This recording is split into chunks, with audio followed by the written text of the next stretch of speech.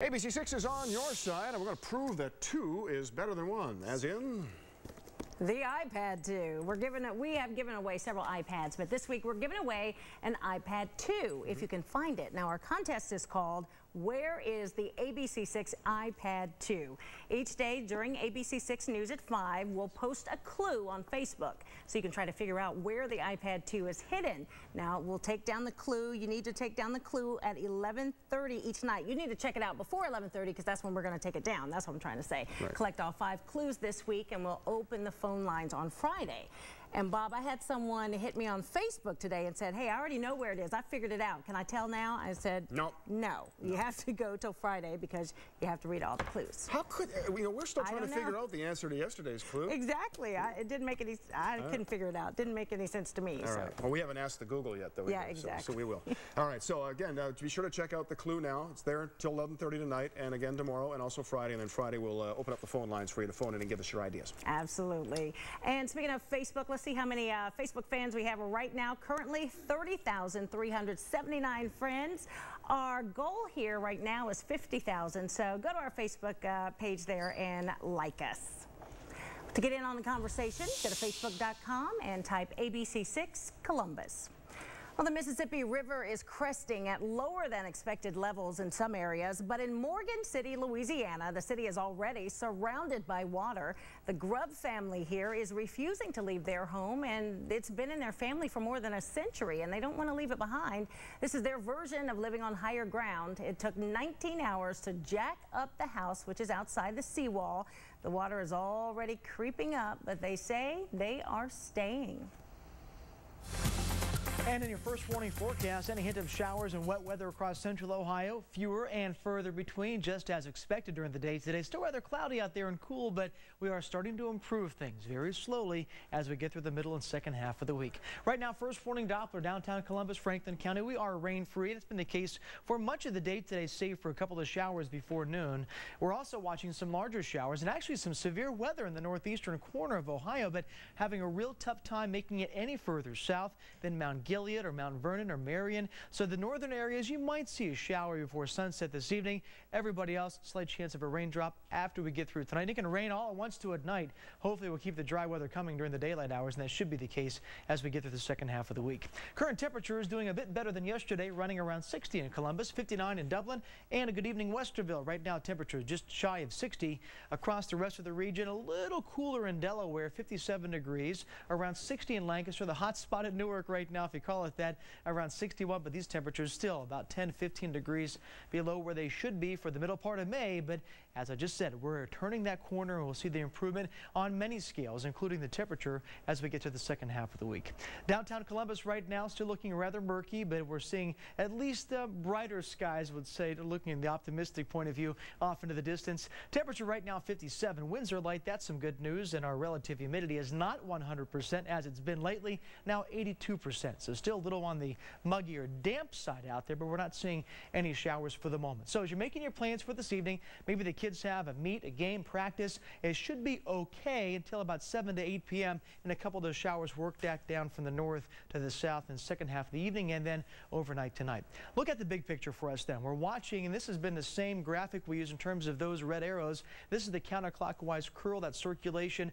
Very unusual for this time of year to last this long. It's been days. We're kind of in a meteorological rut. We're going to break out of that not before we have one more day, especially tonight and tomorrow, where those showers work back down from the north to south. Along with that, we'll slowly see the winds change and bring us some drier conditions back in. And some new information into the first warning forecast center starting 5 p.m. tonight. Better chance of those scattered showers across the north through the nighttime hours and tomorrow morning. We'll still carry the chance of a couple of showers and maybe a thunderstorm too, especially north of Columbus for the second half of the day on Thursday. Your first warning details for tonight. Temperatures down a little bit warmer, low 50s, a couple of showers during the day tomorrow. Slight chance of a shower or late day storm. Temperatures back tomorrow about 5 or 6 degrees warmer than today. We'll call it mid-60s. Now Friday in your weekly planner, slight chance of a morning shower, drying out, 72, 75 on Saturday. Saturday, more clouds than sun, but nicer, and a chance of showers and thunderstorms. But at least temperatures from Sunday, Monday, Tuesday, and Wednesday, Bob, will be flirting with 80 degrees. I'm thinking Saturday right now, Jerry. Thank you. Looks good. All the rain is making life tough for the Columbus Clippers grounds crew. Well, they've had their work cut out for them. You'll see the hard work is needed to get the ball game or the ball field in game shape coming up. And time for another alternative idea on how to get to work. Here's how ABC6 reporter Adam Slinger did it. Normally it takes me about 7 minutes to drive to work, but Google Earth says it'll take me about an hour to walk the 3 miles today. So let the great experiment begin. I noticed that there are not sidewalks here, and Google Earth didn't tell me that either. So I'm walking on the side of the road. I left at 11:15, and it is now 12:12. So I shaved 3 minutes off the expected time.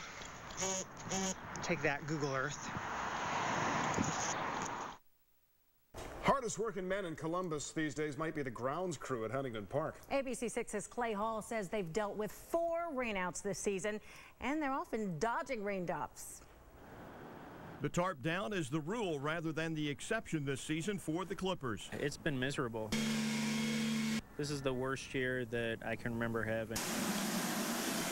This is 12 years for me in professional baseball, and some of the guys at the ballpark, this is 30 years in, and it's just been terrible. Even when it stops raining, there is no relief. There's just no sun, and so there's no photosynthesis, so we don't get it's not producing the food. The cold, it wants the plant to shut down and go back to sleep because it's used to hibernating basically when it's too cold. Rainouts are a concern, and Columbus is not the only affected party. 4 games already in 3 homestands is more than I've had in a whole season.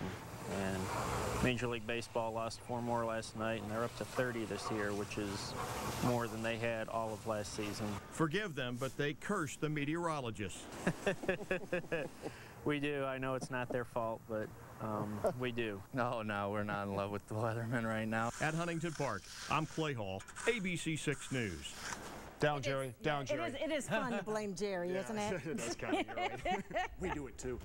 Well, thieves can just walk by and steal your credit card number. This is new. New high-tech debit cards are easy targets to cheap and easy ways that crooks are ripping you off. A 12-year-old 6th grader faces criminal charges for having a kill list with 37 names on it. ABC6 News on your side. But first, this breaking news alert. I want to update our breaking news from earlier on this afternoon. A school bus crash which happened about 2.5 hours ago in Orange Township, right outside of Shanahan Middle School. Students told our crew that they noticed a van driving down the middle of the street. There was a collision. The next thing they knew, the bus was in the ditch, tilted there as you see. No students were hurt. There were about 50 on the bus at the time. The man driving the van, though, has been taken to the hospital. We're working to find out his condition and maybe more about what caused this. A 12-year-old is accused of having a hit list at a Central Ohio high school. It happened at Paint Valley Middle School, actually, in Ross County. ABC6 reporter Carol Looper spoke to a parent and the principal. Today is a typical school day. Middle schoolers playing dodgeball. But 37 of them learned last Wednesday they were on a classmate's kill list. The mother of one girl on the list is also the school nurse. She got the call Wednesday night. I teared up. I called my husband. I was in a panic. You know, I was shocked. Her daughter wasn't worried, but she was, even though the list writer is an honor student. She was capable of thinking about it and going to the extent of making a list. She's capable of doing it. Paint Valley's principal called the parents with kids on the list. There was some panic. They wanted to know right away, what steps did we take? Is their child safe for the next day? First, they called the sheriff. This sheriff's report says she's facing criminal charges. She's been suspended, and tomorrow there's an expulsion hearing. No one seems to know why the 12-year-old wrote the list, but the principal tells me kids text and Facebook mean things all the time. She hopes this is a lesson. I'm hoping that they realize that when they say threatening things, that we do take it seriously and that there are consequences. In Ross County, I'm Carol Looper, ABC6 News. Columbus police and the FBI now are investigating a bank robbery at the Fifth Third branch on Holt Road. This happened around 9:30 this morning. Some surveillance photos here from the robbery. The police and the FBI believe this is the same guy who robbed a Chase Bank on Polaris Parkway at May 5th. If you have some information, if you recognize him, call Columbus Police or the FBI. A controversial billboard is now up in Dayton. PETA's ad reads, "Everybody is somebody's baby, go vegan." It shows a picture of meat by a microwave. Well, the timing of the billboard coincides with the sentencing of China Arnold, a woman convicted of killing her daughter by putting her in a microwave. Well, this story is a big talker on our ABC6 Facebook page today. Here's a live look at the page. We'd certainly love to hear your thoughts. To get in on the conversation, just go to facebook.com and type in ABC6 Columbus. We are reinventing our Wheel of Justice just for tonight. Some of Central Ohio's most wanted predators are about to take a spin. ABC6's Steve Levine unveils the Wheel of Justice Sex Offender Edition. Before we get to those wanted sex offenders, we have a double dose of justice for our Wall of Justice. Not one, but two fugitives are now behind bars after being featured on the Wheel of Justice. Denzel McEwen, charged with murder, arrested Sunday night. A day later, Ronald Carruthers, wanted for receiving stolen property, also locked up.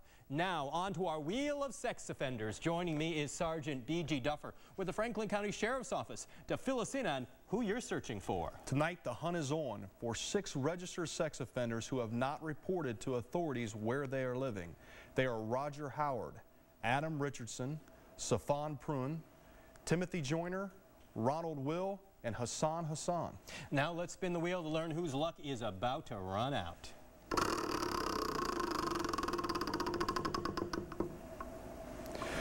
Tonight, we need your help in finding Adam Richardson. And here's why police want to get Adam Richardson off the streets.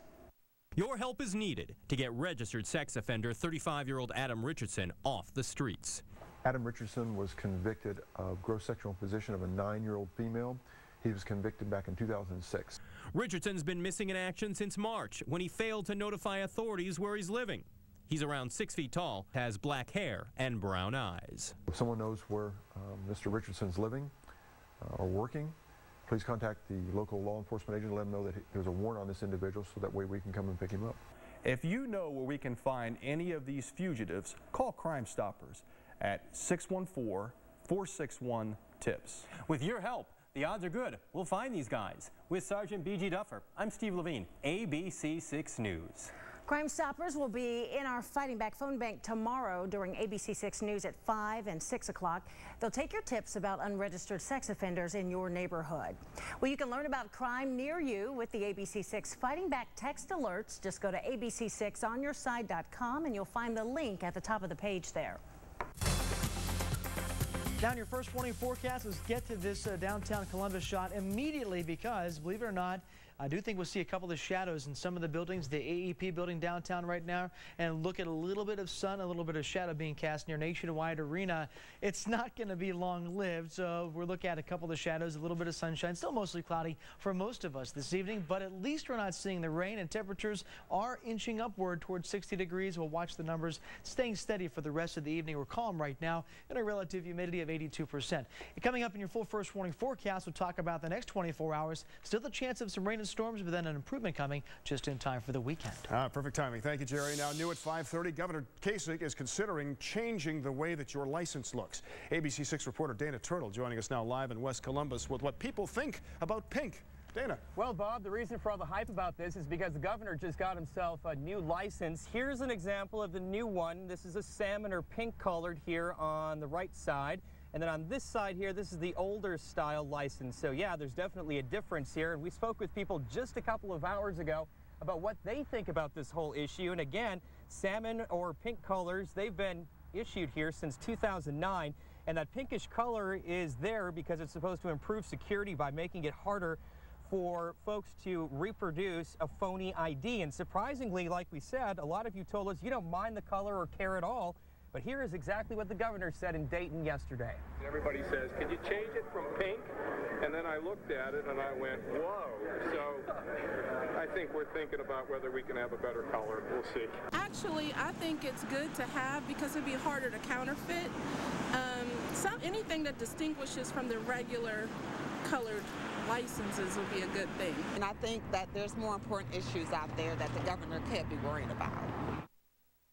On the west side, now it's important to point out here that the governor did say this tongue-in-cheek, so it wasn't like he was saying he absolutely hated it. But again, here's the two examples, that salmon or pink-colored one and the old one right here. So again, he is just considering possibly changing the color of this, but for right now, it's going to stay pink. So we'll see what he decides, and of course, it's up to you at home as well. We're live on the west side. I'm Dana Turtle, ABC 6 News.